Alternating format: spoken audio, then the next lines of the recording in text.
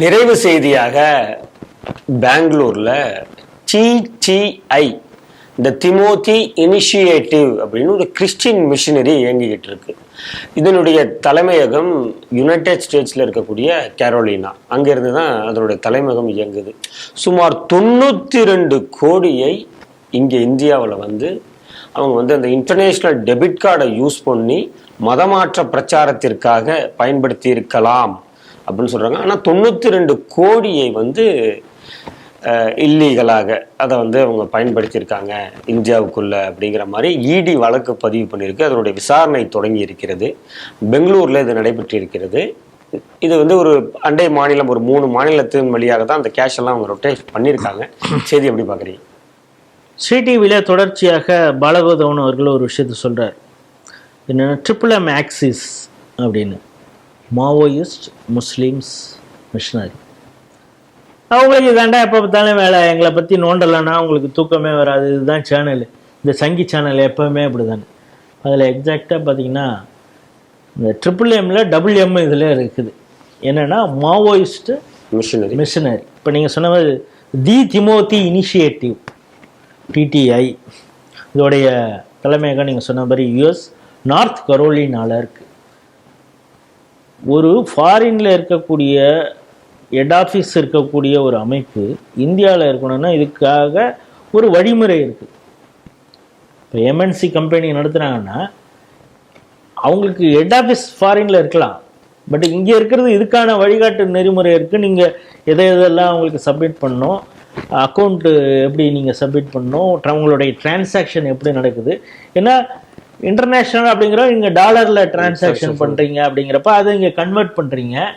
அந்த விஷயங்கள்லாம் ஃபினான்ஷியல் இதெல்லாம் டாக்குமெண்ட்ஸ்லாம் நீங்கள் எதெல்லாம் சப்மிட் பண்ணணும் இதெல்லாம் இருக்குது. இதை எதையுமே அவர்கள் பாஸ் பண்ணல. இது சட்டவிரோதமாக இயங்கி கொண்டு இருக்கக்கூடிய மிஷனரி நண்பன். அதையும் தாண்டி என்னென்னா 1000 நீங்கள் சொல்கிறது மாதிரி debit card, international debit card ATM மூலம் பணத்தை எடுத்திருக்கிறாங்க.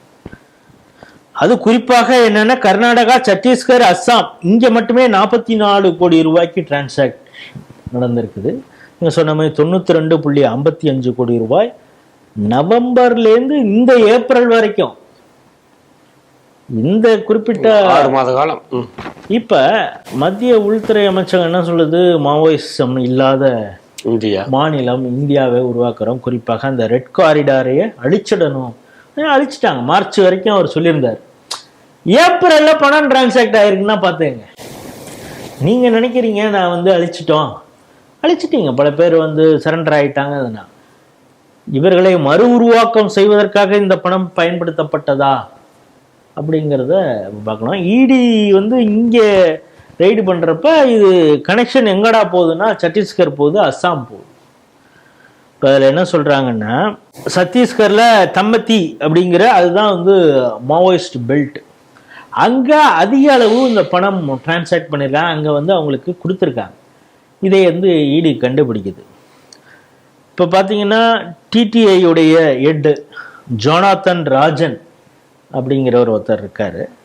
ஃபினான்ஷியல் டிரான்சாக்ஷன் இதையெல்லாம் மேற்பார்வையிட்டவர் மிகா மார்க் கர்க் அப்படிங்கிறவங்க.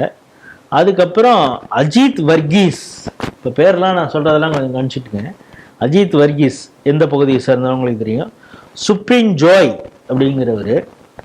அதுக்கப்புறம் சத்தீஸ்கரில் வர்கீஸ் சாக்கோ அப்படின்னு, அஸ்ஸாமில் பாப்லு குர்மி அப்படிங்கிறவர். இவங்கெல்லாம் தான் அதில் ஈடுபட்டிருக்காங்க. இவங்கெல்லாம் தான் அந்த TTIயோட தொடர்புலையும் இருக்கிறாங்க. இப்போ சமீபத்தில் நீங்கள் பார்த்தீங்கன்னா மணிப்பூரில் ஒரு 7 பேரை அரெஸ்ட் பண்ணாங்க. அதில் 6 பேர் உக்ரைன், மொத்தமாக அமெரிக்கா. இவங்க மியான்மர் வழியாக ஆயுதத்தை கடத்தி கொண்டு அங்கே போராளி குழுக்களுக்கு இது பண்ணுறது, ட்ரைனிங் கொடுக்கறது, சண்டை போடவே வைக்கிறது, இந்த வேலையெல்லாம் செய்கிறதுக்கு பண்ணாங்க. இவங்களை ஊப்பா சட்டத்தின் கீழே தைரியமாக அரெஸ்ட் பண்ணாங்க, NIA அரெஸ்ட் பண்ணாங்க. இந்த அரெஸ்ட்டுக்கு பிறகு தான் என்ன வந்ததுன்னு உங்களுக்கு தெரியும், எப்ஸ்டீன் ஃபைல்ஸ். இதை பற்றி இங்கே அதில் மோடியுடைய பெயர் இருக்குது அப்படின்னா இங்கே ராகுல் காந்தி கத்தினார்ல, அவங்க சத்தம் எப்போ அதிகமாக இருந்ததுன்னா இந்த அமெரிக்கா சார்ந்த ஒரு ஆள் அரெஸ்ட்டு ப்ளஸ் உக்ரைனில் இருக்கக்கூடிய 6 பேர் அரெஸ்ட், மொத்தம் 7 பேர் அரெஸ்ட், ஃபாரின் நேஷனல்ஸ் அரெஸ்ட் பண்ண உடனே அங்கே அமெரிக்காக்காரன் துண்டை போட்டாமல இருக்கு, கறித்துண்டை அங்கே பங்குன்னு கவிக்கிட்டு எப்ஸ்டின் ஃபைல்லே மோடியுடைய பெயர் இருக்கிறது தெரியுமா, ஹர்தீப் சிங் பூரி என்ன மெயில் அனுப்பினார் தெரியுமா, இவர் யாரோட டான்ஸ் போட்டார் தெரியுமா அப்படின்லாம் கத்துனது எப்படின்னா, இந்தியாவில் வடகிழக்கு பகுதியில் பயங்கரவாதிகளுக்கு ஆயுதம் கொடுப்பதற்காக இந்த வேலையை சதியில் ஈடுபட்டவங்களை அரெஸ்ட் பண்ணும் பொழுது. இப்போ இங்கே ரைடு நடக்கும் பொழுது வேற விஷயம் கிடைக்குது. அதாவது நாம் அழித்து விட்டோம், அழிந்தாச்சு, இனிமே மாவோயிசம் இங்கே உருவாகாது, there is no red corridor here அப்படின்னு அமித்ஷா சொல்லும் பொழுது ஏப்ரல்லையே டிரான்சாக்ஷன் ஆகிருக்குதுன்னா யாருக்கு இன்னும் எவன்லாம் மறைஞ்சிருக்கிறான். இப்போ நீங்கள் சொல்கிறது மத மாற்றத்துக்கு, அதாவது மத மாற்றத்திற்கு காரணமாக அங்கே வந்து வேற எந்த அமைப்புகளுடைய ஆக்டிவிட்டியும் விஹெச்பியோடைய ஆக்டிவிட்டி இருக்குது. லக்ஷ்மணானந்தா எப்படி கொலை செய்யப்பட்டார்? அவர் வனவாசிகள் வந்து கன்வெர்ட் ஆகாமல் இருக்கிறத தடுத்தவர் தானே. அதனால தானே அவர் மாவோயிஸ்டுகள்லாம் உள்ள புந்து கொண்டாங்க. வேற யாரும் அங்கே வந்துடக்கூடாது. கிறிஸ்தவர்களுக்கு களம் அமைத்து கொடுக்கறது தான் மாவோயிஸ்ட்டு இந்த கம்யூனிஸ்டுகளுடைய வேலை. அவங்க அறுவடை செய்வதற்கு இவங்க நிலத்தை பதப்படுத்தி கொடுப்பாங்க. நீ வந்து விதை தூவிக்க, டிராக்டர் ஓட்டு உழுவு, விதை தூவு, அதை வளரு, எல்லாம் பண்ணுவாங்க. எங்களுக்கு இந்த பைசா கொடுத்துட்டீங்கன்னா போதும் அப்படின்னு. ஸோ அது மாதிரி நாளைக்கு மதம் மாற்றுவதற்கு இந்த மாவோயிஸ்டுகளுக்கு ஒரு செலவு செய்தார்களா இந்த சட்டவிரோத மிஷனரிகள் அப்படிங்கிறத பார்க்கணும். இது இப்போ டிப் ஆஃப் த ஐஸ்பர்க் கிடைச்சிருக்கு. தொடர்ந்து விசாரணை பண்ணி இது போல் சட்டவிரோத என்னென்ன மிஷனரிகள்லாம் இருக்குதோ அவர்களெல்லாம் கண்டறியப்பட்டு அதை முடக்கணும், அவங்களுடைய அக்கௌண்ட்ஸ் எல்லாம் ஃப்ரீஸ் பண்ணணும், அவர்களுக்கு உரிய தண்டனை. இந்திய சட்டத்தின்படி இப்போ இங்கே ஏதாவது ஒரு பாஸ்டர் வந்து கைது செய்துட்டாலே ஐ பெரியசாமியுடைய மருமகள் என்ன சொல்லுது, வாட்டிகன்ட்ட தான் நீங்கள் பர்மிஷன் வாங்கணும்.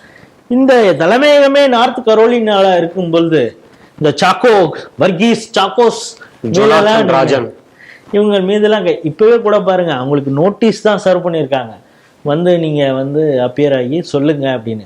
பாருங்க, ஜஸ்ட் லைக் ஒரு சட்டவிரோதமாக மிஷனரி ரன் பண்ணியிருக்காங்க இவங்கள் மீது. இப்போ பார்த்தீங்கன்னா இந்த வர்கீஸு அந்த குரூப்பாக தான் இருக்குது. இவர்கள் எல்லாம் காங்கிரஸுக்கு வேண்டப்பட்டவர்களாக இருப்பார்கள். ஆட்சி நடப்பதோ கர்நாடகாவில் காங்கிரஸ், இவன் எந்த லட்சணத்தில் ஒத்துழைப்பான் மத்திய அரசுக்கு அப்படிங்கிறது தான் இருக்குது. இந்த என்ஐஏ இப்போ இது பண்ணியிருக்காங்க, இடி, அதுக்கு குறிப்பாக என்ஐஏ இதன் மீது உரிய நடவடிக்கை எடுக்கணும் அப்படிங்கிறத நம்ம பார்வை. நாம் திரும்ப சொல்கிறோம், இந்த MMM ஆக்சிஸ் இந்த தேசத்திற்கு மிகப்பெரிய அச்சுறுத்தலாக இருக்கிறது அப்படிங்கிறது.